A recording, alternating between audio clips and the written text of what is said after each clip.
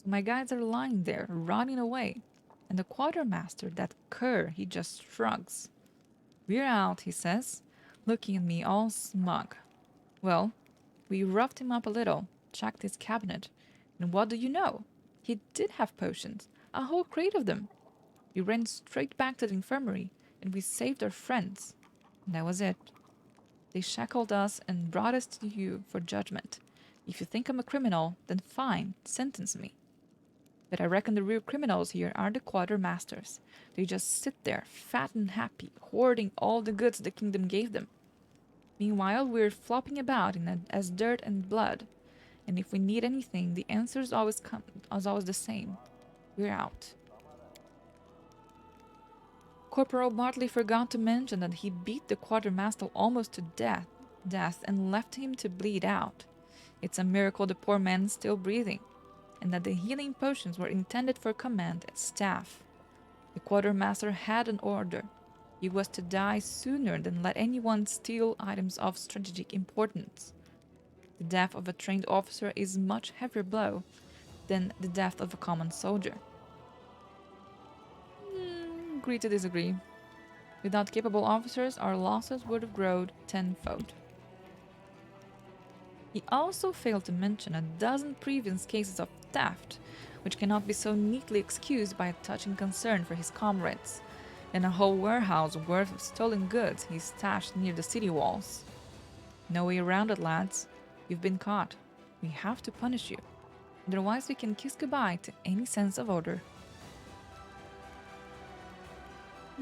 Do you have anything to say in your defense?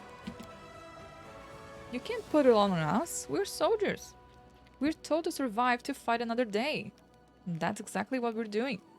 It's our blood that pays for your victories. And if we're winning and Mendav still can't give us what we need, then they're the scumbags, not us. You told us you'd cover for us if need be.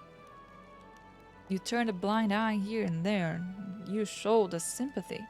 Now you're backing out? It was fine to do it once, twice, but 3 times is the gallows? I mean... Okay, let's discuss this with the council. Wojif? Remember how you pulled me from behind the bars in Canabris? You never regretted it since? Well, I did. So, yeah, I was thinking that. I'm like, dude, he is, you know. But there is truth in this. Like, I did help Wojif. Wojif was just as low as he was. And he would do the exact same thing. Actually, don't answer that. Anyway, what I mean is, they may be thieves, but they're still here. In the world's goddamn wound. Fighting demons. Even though they could have been miles away from here by now if they wanted. Alright, they messed up. But these are our guys. And we need them in this war. Save their skins now and they'll be loyal to you forever. Hush this all up and keep it out of court. Send them off to some remote fort somewhere. They won't forget your kindness, just you wait. I don't think so. I think they will end up taking the fort down and, taking the fort down themselves. That's it. They'll fight for you until they die, or we win. I don't think so. These dogs don't know the meaning of gratitude. Yeah, I do agree with Wendu. They don't. They definitely don't. The only thing they understand is fear. If we let them go now, every scumbag in your army will know we're weaklings who can't be robbed with impunity. Oh god. Aru? Commander, we are more than an army. We are crusaders, a holy brotherhood that protects this beautiful world from absolute evil. These people have committed a crime and need to be punished. But we can't treat them like common marauders. No, there can be no place for whips and gallows in this sacred march. Oh my god. I was almost leading towards believing her. And then she's like, but I'm pure and I'm new and I'm no longer a demon. Spare them. Give them a chance to attune as you did for me. You'll see it will work better than the most severe punishment. Wendu? The servants have lost all fear who dare to put their greasy fingers in the mistress' possessions. That cannot be forgiven. Or they'll get completely out of hand. This one and his henchmen need to be quartered in plain sight, and the rest need to remember you don't even look at something that belongs to the mistress. And don't ever forget to pay a cut from whatever you find, no matter how or where you got it. If anyone pulls a stunt like this ever again, I'll skin them alive myself. That's the kind of discipline you need to have if you want to nip this insolence in the bud. But this is horrible. How can we do this to our comrades, our crusaders? And how can we call ourselves crusaders after? Oh my god, I'm getting nauseated here. Dordelinda, we're at war. And in war, there's only one sentence for this type of thing: execution in front of the ranks. But warriors of the Crusade should get some sort of leniency for their past deeds, shouldn't they? I've looked into the records of every fellow, and let me say this: none of them have ever faltered in combat. None have ever abandoned their comrades. They're fought with daring and bravery. They've given it their all, and the other soldiers respect them. It feels awful to hang people like that.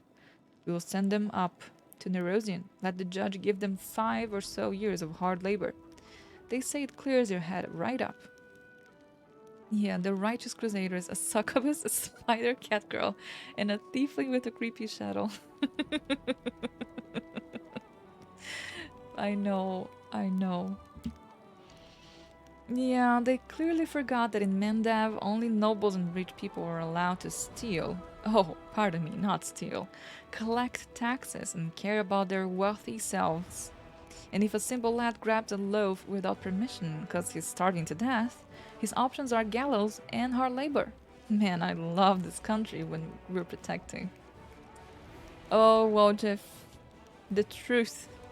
The hard truth. So what should we do? So this is the part where we're done with the RPG, and I'm going to ignore everything they all said in order to make the choice effect that I want the most. That's how it goes. Finance point incomes and material point incomes for each control region. Positive morale. Income increases by don't care. All generals gain the salvage feat. Defeating an enemy army adds 1,000 finance points. Ooh. Finance, materials, and energy points income increases by 5%. 5%.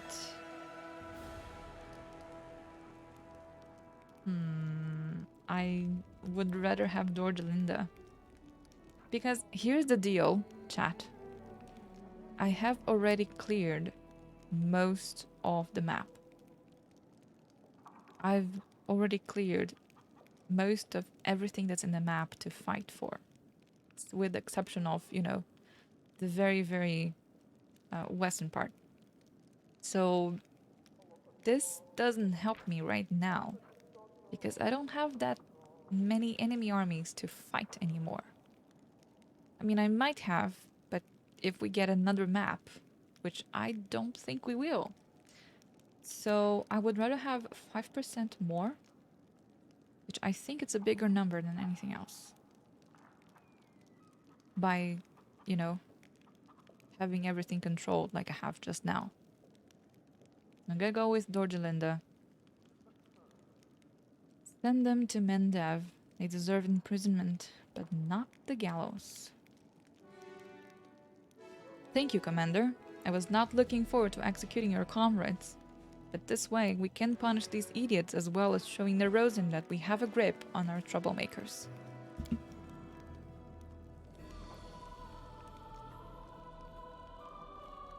Stop looking at rewards and just roleplay it. More fun. Yeah, I agree. I would definitely do that if I wasn't streaming. Kinda have to keep things going. I hope that does it for our fellows problem. Who knows, maybe our supply situation is finally sorted and won't have to assemble the logistics council in full again? We can only hope.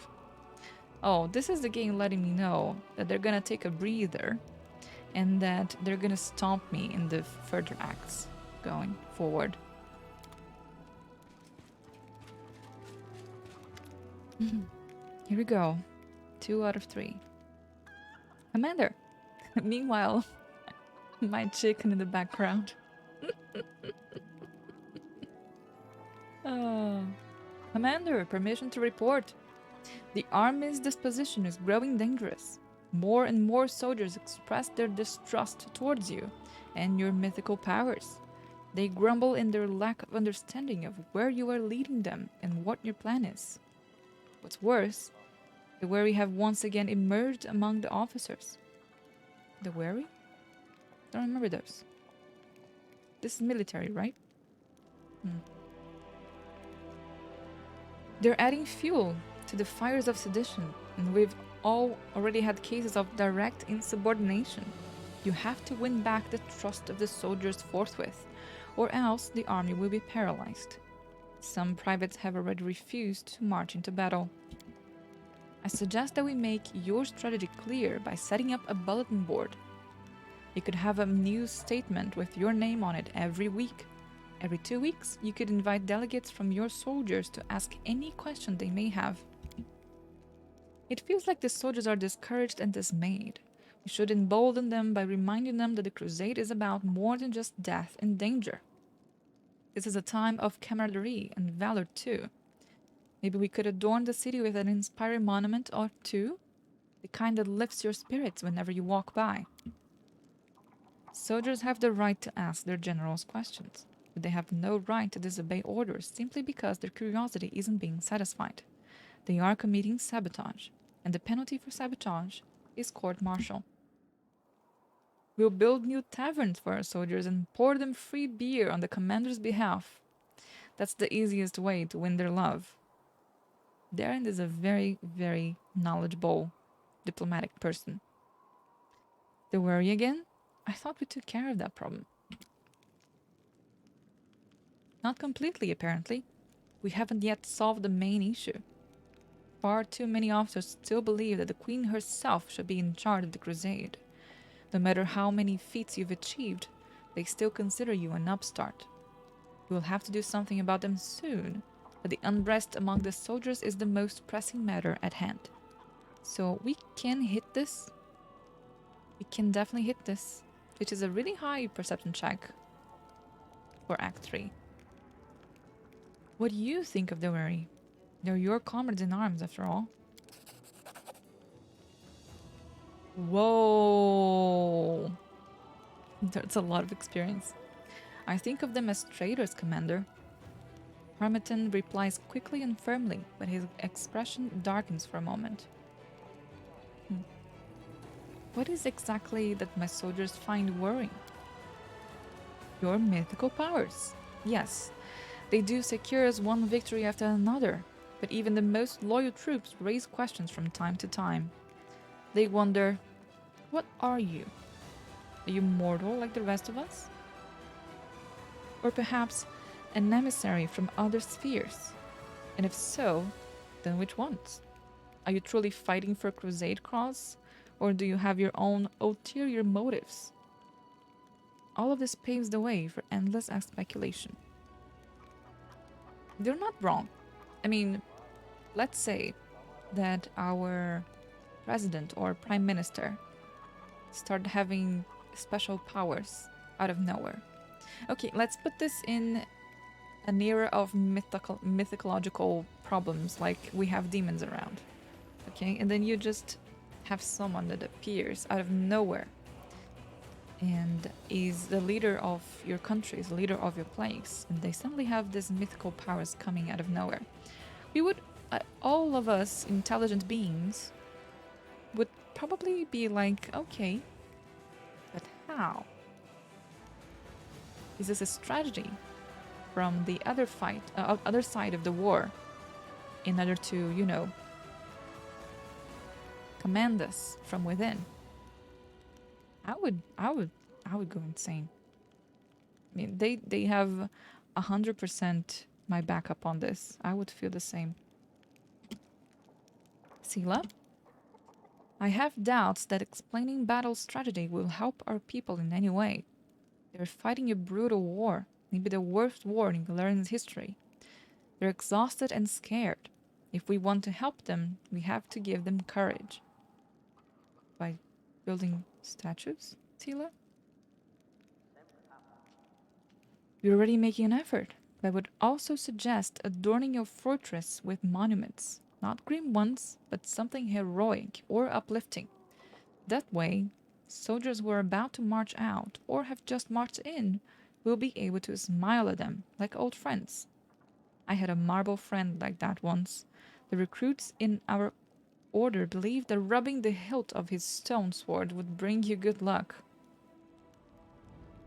Yeah, it's left vague on purpose. Dismissing Moltena's talk as exhaustion and lack of support is fundamentally wrong. Those feel of conscience serve well in truth as is, without question. However, those who can afford no doubt and ignore their orders are a step away from becoming deserters, who will remain deaf to any pleas and arguments, and even more so to inspiring embellishments. Reggie? The inciters' bodies hanging from the gallows would answer any and all questions. Oof. Sedition must be extinguished swiftly and mercilessly. It's absurd even to consider convincing or appeasing the doubtful. It's more set in stone in the adventure. The broken wardstone's power imbues your mythic power. Nobody is wondering the source. Oh. I really need to find actual human beings, physically, friends, physical friends, to play campaigns like those. Because, sometimes I feel a little bit, tiny little bit missing out. That couldn't be more counterproductive.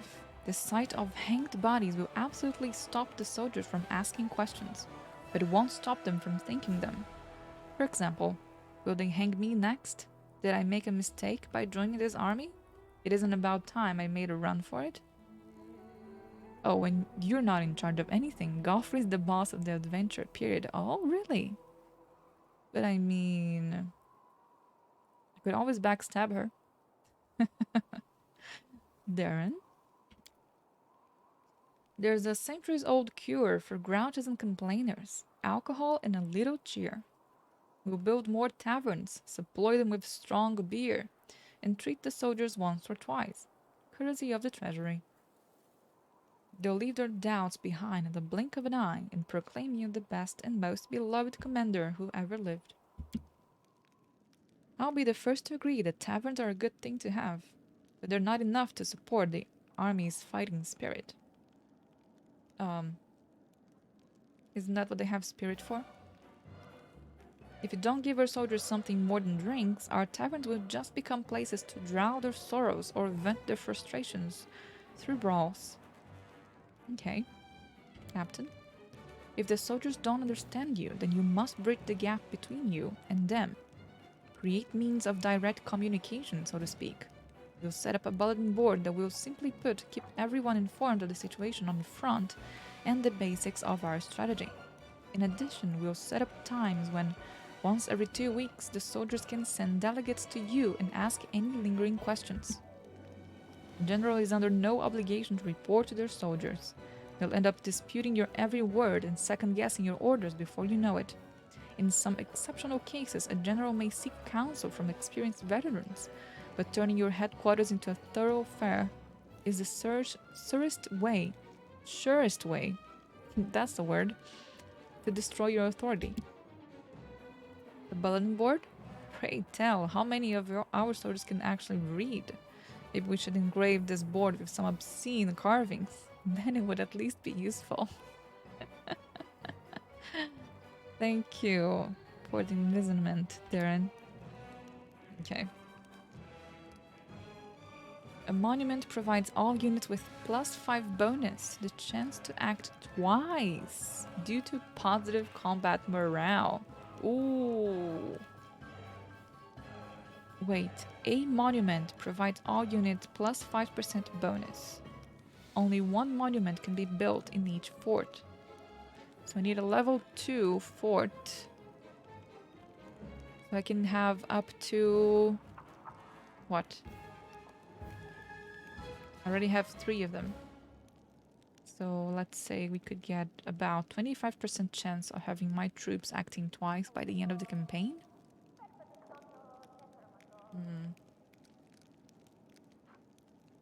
Gallows decreases the chance to skip action due to negative combat morale. No, no need. A tavern reduces all morale effects in combat by 10%. Only one tavern can be built in each fort. Don't need as well. Bulletin board provides all units with plus 2% bonus to the chance to act twice, and a minus 2% bonus to the chance to skip action. Huh. That's interesting. This is the same as this, but worse. I'll go with the Sealup thing.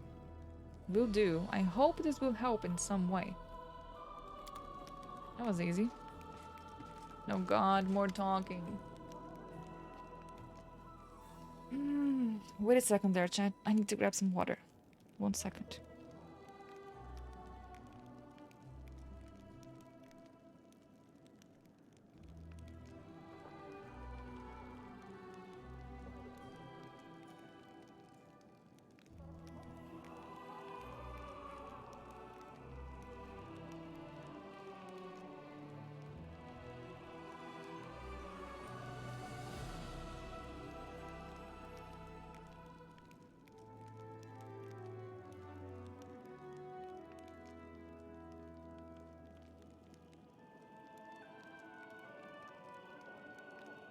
Alright, I'm back.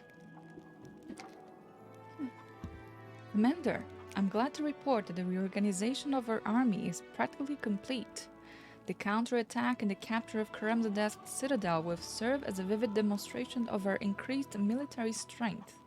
But before we set out, I strongly advise that our officers are informed of the tactical approach we are going to follow on the battlefield from now on. Apart from good soldiers and generals, an army needs a doctrine that states how it intends to win future battles. Personally, I would support a cautious, balanced tactic of attrition based on the defensive style of warfare. Decisive cavalry charge is the best tactic I know. The demons are bloodthirsty, but they're not too eager to die for their cause. If we were to daze them with a powerful strike and shake their confidence, they would choose running for their lives over a selfless stand. We cannot change the fact that our warriors lack the demon's individual might, but our discipline and chain of command are superior. The best way to use it is to maintain a tight formation. You move the foot soldiers up front, withstand the enemy's blow, then perform a quick and crushing counterattack. That is how the Towden phalanx won their battles. What is that?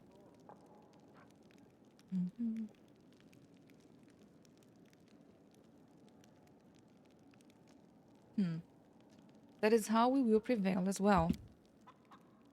Oh, Greybor is here, that's right. No matter what bright ideas the general has, no matter what strategies they may devise in advance, in battle a soldier must know how to react. If I were in charge, I would give my officers freedom to act on their own initiative instead of hammering particular tactics into their heads. Your Uplander military lacks cunning. You prefer to fight head-on in situations that call for guile. I say we make use of diversions and sabotage in our tactics. I like her idea. Okay, I want to know more about Kremsdaf's stronghold. Storm's Peak is a mountain fortress built by the demon's minions. Kremzadaf chose the location of his base of operations wisely. Not only it is well protected, it provides convenient attack routes that threaten all the neighboring territories, including Dresden. They breed the most vicious battle beasts in the depths. The dungeons are always filled with captives, and the cellars are so vast they could feed a demon army to practically any size for years. Why can't we use multiple tactics at once? Because then we would be doing none of them Willing done. To train the troops to follow a new tactic, we must drill into their heads, make them remember it better than their own names. If we try to teach our soldiers conflicting tactics, dissonance will inevitably ensue. That the head of battle, alas, it is wiser to sacrifice a diversity of options in favor of uniformity of action. That's very interesting. It wasn't what I was considering he was going to reply to me, but okay. Okay, let's hear everyone else's opinions. Sila. It's risky, but there are no cowards in our ranks, are there? Fighting demons is dangerous business in general, but in my experience, only a swift and daring cavalry attack can strike real fear into the heart of an enemy as reckless as demons. An army of knights betting everything on cavalry strike. Yeah, the demons will be amazed at how varied and surprising our tactics are. Reggie. First, a tight infantry formation advances forward, secures a foothold that threatens the enemy's position and waits the inevitable attack. Upon meeting the first onslaught with the shield wall, the footmen dampen the momentum of the breakthrough, then, at the officer's command, launch their counter-offensive. After a short charge that tramples everything that stands in their way, a gaping breach appears in the enemy ranks, and the offensive turns into a rout. Windu narrows her eyes like an angry cat. If someone tried that on me, I'd shoot the infantry down one by one from 50 paces away. I'd love to watch those armored shield oafs chase me and my archers around the battlefield. Not sure we can use full use of the practice of the talented military.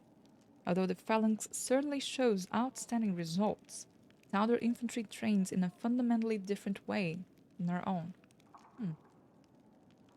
I'm afraid that blindly copying another nation's combat style won't yield us the benefit we seek. Okay, Gregor. This acquaintance of mine, my colleague, he used to serve as a corporal in the Mothuni army. At some point, they went out on a raid against Nirmathi guerrilla warriors. They ran into an ambush, got shot to hell, and chased the enemy deep into the woods. It is obvious yet that they were being invaded. It was obvious to my acquaintance too. So he tells his commanding officer, things are looking ugly. We've got to turn back. But the officer dug his wheels in. Our orders were clear. Upon contact with a lightly armed opponent, we are to give chase and dispatch them. Upon contact with a superior force, we are to contain it by forcing a fight and send for reinforcements. He recited that order for me word for word. You won't forget it till the day he dies. That's what the generals in the capital had decided, you see. Since the enemy has split their forces, we need to move in with large units and crush the weak bands one by one. Looks solid on paper, but when you're out in the woods in the middle of the night, not so much. Anyway, when we did get ambushed by the enemy force and contained it by forcing a fight, only my acquaintance and his squad made it out alive. He put two and two together and figured that no reinforcements were going to make it in time, so he tried to break through. They ran through the woods for 6 days, with the enemy hot on their heels, but they survived. My acquaintance learned a lot from that battle, so he deserted immediately afterwards to become an assassin, a much safer craft. The point is, no matter what we come up with, you never know how it's going to play out in the actual battle, and only those who are on the ground fighting can truly know the best thing to do. So I would trust your officers. I can't imagine your army is commanded by idiots. And give them free rein. I don't like that.